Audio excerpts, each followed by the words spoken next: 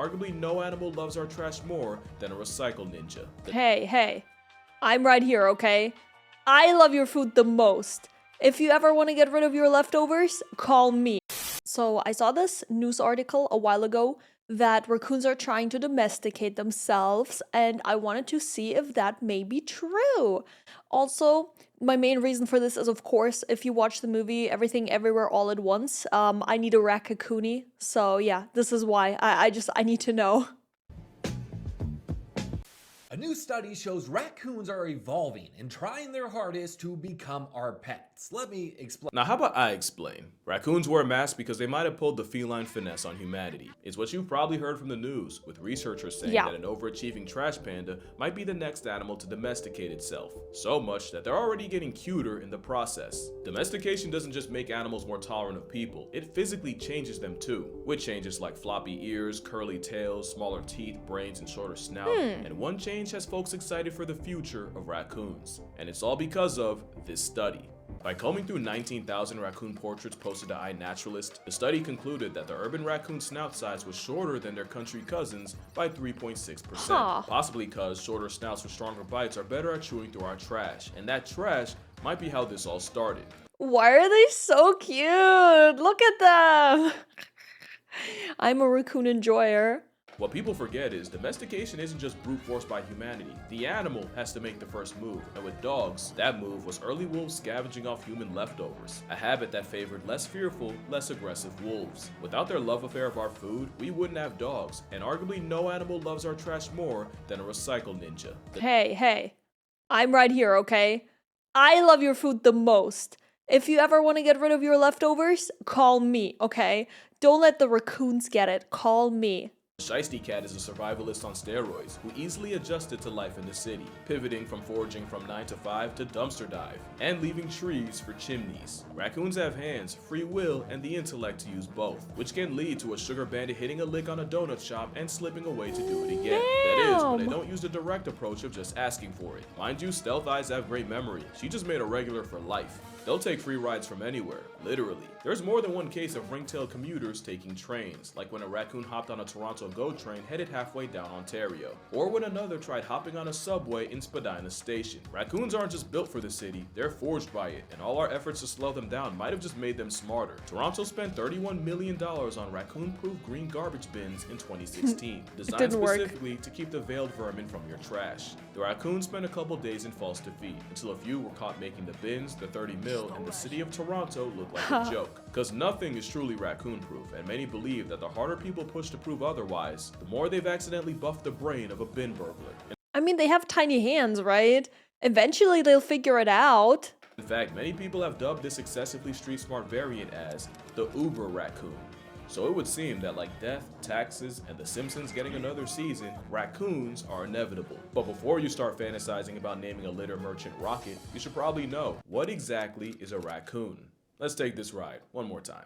With Order Carnivora, there's a Team Cat and a Team Dog. Team Cat Feliform has, well, cats, wildcats, hyenas, the Mongoose Mafia, and a bunch of mammal casserole nature made out of spare parts like the Binturong and the Fusa. Team Dog Caniformia has the canines, along with bears, pinnipeds, mustelid crash house like the honey badger, skunks, and of course, the raccoon. So, I'm officially Team Dog. Go Team Dog! Yes, raccoons! Let's go! More specifically, the raccoon family is Procyon, and that family reunion has members that you may not have heard of before, like the ringtail, actual name, the Kakamisle. Every time I see it, it feels like the first time. The Kinkajou, aka the honey bear, but by far my favorite raccoon cousin is not a moonwalking dinosaur. That's just what happens when you put coatis in reverse. If you've been to Mexico, you've definitely seen at least one coatimundi, if not coatimany. And as someone who's been to Mexico, I can assure you that they'll steal your heart along with anything else left unsupervised. It's a habitual hog-nosed thief. No. And suddenly I'm okay with that. So obviously when it comes to raccoons, it's just genetic. They can't help themselves. But raccoons were the only ones that were able to leave the trenches and make money moves in the city. But how? How did raccoons finesse the infrastructure so well that you honestly forget they're not supposed to be there? You know raccoons are smart. The question is how smart?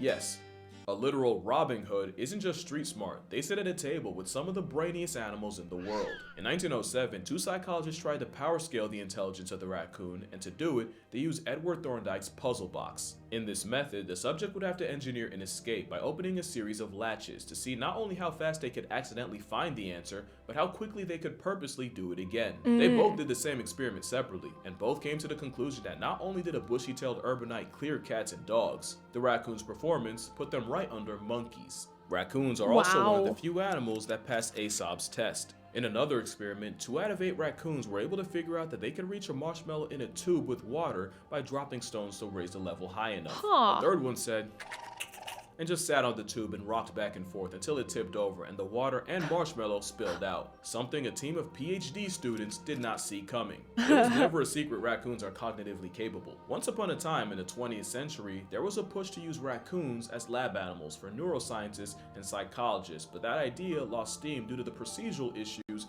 of raccoons breaking out of cages and escaping through vents. Basically, it got to the point where you couldn't tell who was studying who. A deliberate disciplinary choice in the history of bullshit. They got embarrassed by a dumpster puppy and refused to run it back. Honestly, raccoon intelligence comes down to 2 things. One is memory. Raccoons can remember solutions to problems they solved years ago and will just build on that knowledge. A different experiment involved 22 rats, 2 dogs, 4 raccoons, and 5 human children, and this time they'd face 3 light bulbs, one of which would briefly turn on, and the subject would have to identify which one after a delay. At first, the raccoons didn't do too hot. They could pick the right light bulb after a 25-second delay, but the dogs could handle 5 minutes. But what was quickly realized was both the dogs and the rats could only remember which bulb if and only if they were facing the bulbs the entire time. As soon as they moved around and lost visual, they lost the challenge. But raccoons could pick the right light even after spending the delay moving around and being distracted. The only other subjects that could do this were the children. Memory is important, but the second pillar of procyonid prowess is curiosity. It might have killed the cat, but La Poubelle Panda has been living off that. In my opinion, other than crows, raccoons are the perfect city animal, and curiosity is one reason why. They're neophiles, meaning their first response to something they've never seen before is to figure it out. That's how they turn what Toronto media flex as the marvel of ergonomic design into a 7-figure waste of everyone's time. I still think it's so funny that they spent $30 million on that. It's almost impossible to make something raccoon-proof, since there's an unsettling overlap between the smartest raccoon and the dumbest human. I am so glad that I don't have a raccoon pet, I just have cats. And they're dumb as bricks.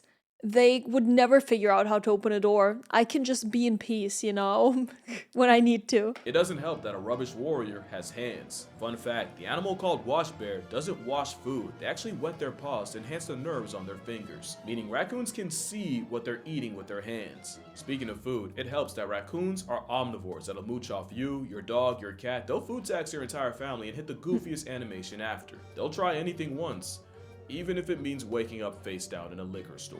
But what raccoons really eat off of is pretty privilege. Despite being much less of a disease risk, opossums don't get a fraction of the PR. And I don't like that. Opossums are also cute. people who hate on coyotes but give raccoons a pass must not have the experience of waking up to a dismembered, disemboweled cat. In fact, intelligence in a face mask often makes you forget they're a predator tough enough to maul your family pet. And in the city, very few things can return the favor, as urban This used to be a decent neighborhood. Please. raccoons have almost no predators, except for maybe an otter. Not like I think otters actually eat them, but to be fair, this does look very predatory. Other than Lila showing Rocket where everybody floats, raccoons are in that sweet spot where many of the things that would normally eat them are too big to really follow them into the city. Or at least if they do, they get all the smoke from humanity. Basically with raccoons, they're bigger than the cute animals, cuter than the big animals. But the last piece is their psychology. Experiments show that the quieter, more docile raccoons were craftier and much better at solving puzzles than the aggressives. Ironically, bolder raccoons were less likely to take the time to see how a device works. Meaning, not only are calm raccoons superior students and problem solvers, but calmness is the trait that animals need to survive constantly being around humans. It's also the first step to domestication. Which brings us back to the question, are raccoons actually being domesticated? Hi guys, if you're enjoying this video, don't forget to like and subscribe. Thank you! It's complicated. Remember that it was wolves valuing our leftovers so much that it created selective pressure that favored less fearful, more people-tolerant wolves. And after several generations of these docile wolves breeding, you eventually got the breeding blocks that would lead to Shih Tzus, Pekingese, and someone's arthritic, crusty-eyed, semi-big Q-tip. You know, there was a period where every single girl I talked to had one of these, and they did not like me. But Dude, I know so many people who have those as well. It's kind of crazy. a lot of people say that the mass marauder is at the starting line of the same process and that the snout study only proves it. Just one problem though, that study is very sus. For a number of reasons. They used images that were uploaded by random people to iNaturalist, meaning I could have snapped a raccoon and thrown a pic up there and they might have ended up in the study. And then to avoid, I guess, duplicates, they limited the image contribution to 1 picture per person, which cut the picture pool from over 100,000 to just under 20,000. But they also had no way of knowing multiple people didn't just clock the same raccoon. And then, out of the 19,495 pictures, they cut it down to 249, 38 rural raccoons, and 211 urban.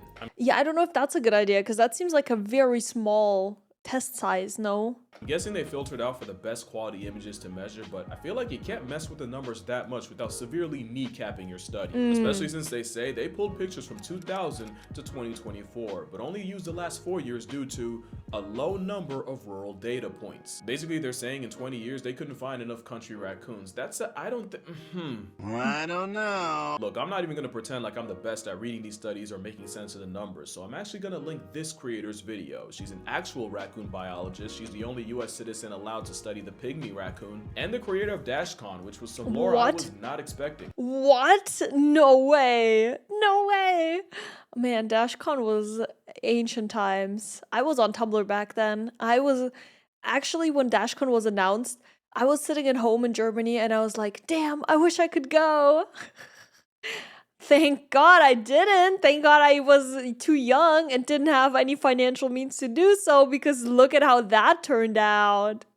But honestly, I'm not as worried about the numbers as I am the fact that the same study even admitted that raccoon snouts can be influenced by the climate, with them getting shorter as it gets warmer. And remember, I said domestication syndrome can come with shorter snouts, but also floppy ears, curly tails, etc. So they took one trait that arguably could be caused by the climate, and I also forgot the way they did it. Some of the rural raccoons were actually living in urban areas. Again, I'm gonna plug Nessie's video. I feel like she did a much better job at dissecting this study than me, but the more I looked at it, the more it looked like an undergrad statistics project than an actual raccoon study.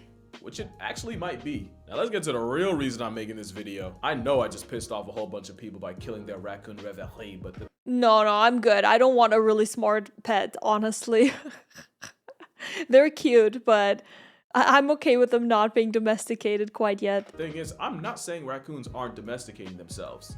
I'm also not saying they are. Let me explain. Domestication is a multi-generational, DNA-altering process that ends with an animal that kinda needs us to survive. They can't live in the wild, or at least they're not supposed to. Habituation happens on an individual level, where the animal's still wild, their kids are gonna be wild, but they've adopted changes in behavior to take advantage of being around people. When the early wolves became less afraid of people and more comfortable cleaning our plates, that was habituation. And habituation is what you see with a lot of these raccoons getting bolder around people, but they're not trying to become our pets, they're just trying to eat. Does that make sense? Like, you can argue habituation is the first step of domestication, but it doesn't guarantee domestication. A shot of jungle juice could be the first step to becoming an alcoholic, but one shot does not an alcoholic make. You can drink it without ending up in an AA meeting. And even if raccoons are on the road to domestication, you, me, our kids, kids, and even the spawn after that won't be alive to see it. And by that logic, raccoons wouldn't be the only ones. Plenty of animals have habituated to humans. Foxes in London have done infinitely better in cities than in the country, and some researchers even say that their snouts are also getting smaller, as rooting through trash has selected for shorter snouts with stronger bites to break through packages and bones. And black bears in places like Aspen, Colorado will regularly commute from the woods into the city to scavenge trash at night, and they've also gotten really bold about it, even breaking into houses and raiding fridges. Sorry, that's me. That statistic is from me. My bad. I did not expect a camera to be there. It was supposed to be an undercover thing. So sorry. Elephants in Thailand have habituated to the point of running things like the mafia. You got elephants stopping trucks on the road just to steal their sugarcane. I did not know the elephant thing. That's insane. But by far the best, or I guess worst example, is baboons in South Africa being so used to humans meaning an easy meal, now they expect it and will violently run your pockets. But no one's saying baboons, elephants, or especially bears are being domesticated, and black bears are just obese raccoons. I mean, some will claim that for foxes, but even if they are, nobody you know or will know will be alive to see it. And as cities continue to spread, a lot of animals will have to adapt or die. And credit, raccoons adapted the hell out of their circumstances. Raccoons hack the city game and there's nothing you can do to stop them. I think the reason that we're considering raccoons over things like bears or elephants is just that they're very small and pet-sized, you know? So it kind of feels more like they could be domesticated. Toronto is considered the raccoon capital of the world, with up to 100,000 black-eyed bandits free roaming, which would technically make them the largest minority group in Toronto. And if the $30 million dud wasn't proof, these sticky-fingered city slickers are testing humanity in ways few other urbanites could. But at least raccoons make sense in North America. Somehow they've taken their act international to Germany. In 1934, raccoon fur farms were booming, and a local forestry chief released 2 pairs of wash bears to enrich the environment. The result was the raccoon population blew up. And not just them, because years later, a bomb obliterated a farm near Berlin, allowing 30 raccoons to escape, and today, there's an estimated 1 million rogues roaming the country. 1940s Germany yet still did not see that coming. But the most outrageous origin story is how they ended up in Japan. You see, after the 1977 Rascal the Raccoon anime, raccoons became all the rage. So much that Japan was importing over 1,000 a year to satisfy the demand for pets. And thanks to raccoons being some of the worst pets you can have, if they weren't released into the streets by owners, they escaped and invaded the cities anyway. If they could have just taken the time to finish the anime, they probably would have gained the insight that could have avoided all of this. Instead, Japan has been at war with an unknown number of raccoons, who aren't just costing millions of dollars in damage a year, they've done an absolute number on the already endangered Japanese salamander, while also severely outcompeting the very ironic looking raccoon dog. They can't keep getting away with this. But it's not all good for the raccoon. Habituation can be a problem for them too. As funny as a raccoon breaking into a liquor store and getting faded off the moonshine is, there are some unexpected consequences to them eating the same food as us. Death. Did you know raccoons can get diabetes? Researchers looked into the ruins in Ontario, and they found that the city variety had a blood glucose level more than double those in the country. Holy! Mom, I'm sorry, I know you don't like me cursing, but I cannot stress how badly you f***ed them over by feeding them. A mashed up chonk is real cute until you realize they're having the same issues with obesity, diabetes, and other health problems. And remember, Toronto already blew an NBA player's salary trying to stop them. He is so big. Yeah, that's pretty bad. Not to mention the very real issue that raccoons go the way of baboons, where they not only lose all fear and respect for humans, but start getting violent about it too. Because I say it all the time, you could probably finish the phrase for me, but the worst thing an animal can do is what? Lose its fear of humans. Because while the original raccoon might seem far from extinction, there's another raccoon on the brink that you may not have even heard of. Because there's actually 3 species of raccoon. You got the famous common raccoon, but also the crab-eating, or South American, because they don't even eat that much crab, but also the Cozumel or pygmy raccoon. You remember how I said Nessie's the only US citizen that's authorized to study them? Well, she's seen firsthand what habituation, especially tourism, has done to them. Like while I was sitting home working on this video, she had to deal with a couple Cozumels that died due to habituation, likely due to the malnutrition of eating tourist trash. It's sad that there's only a couple hundred of these walking travel-sized trench coats left with, other than habitat loss, parasites and disease being some of the main reasons why. Reasons that definitely are not helped by being fed junk by tourists. But probably the biggest problem is that most people don't even know they exist. Like if you look up Mexican raccoon, Google will probably acknowledge the coati before the Cozumel. And it's getting to the point where if we don't lock in like now, the whole Cozumel raccoon community is gonna get canceled. That would really suck because I literally just found out about them last year. So to make a long story short, raccoons aren't domesticating themselves. And if they are, it's no more than baboons, bears, or foxes. And if they are, it'll be many generations before anyone sees it. And honestly, I don't think the scientists reporting on it were trying to be misleading because again, it technically could be domestication, but I feel like news outlets saw domestication and kind of ran with it. And then people saw that news and immediately started thinking they'll have raccoons in pet stores in their lifetime, and that's not the case. And you don't want it to be. I'm not kidding. No, I really don't. A raccoon as a pet will have you hating the species, your life, and everything about it. Imagine an adorable but incompetent contractor that does awful work and then demands food after. That and they're liable to mangle your cat. Also, it's not good for the raccoons either. I can show you a graveyard full of raccoons that started as pets. And hot take, all exotic pets are bad. Okay, but I feel like opossums as an option are way more chill. Like who's ever been punked by a possum? And skunks are a low-key sleeper pick, like I'm not kidding, they might get a video next. But yeah, instead of obsessing over bringing raccoons into our house, we should probably try to save them while they're still out. And that's gonna do it for this video.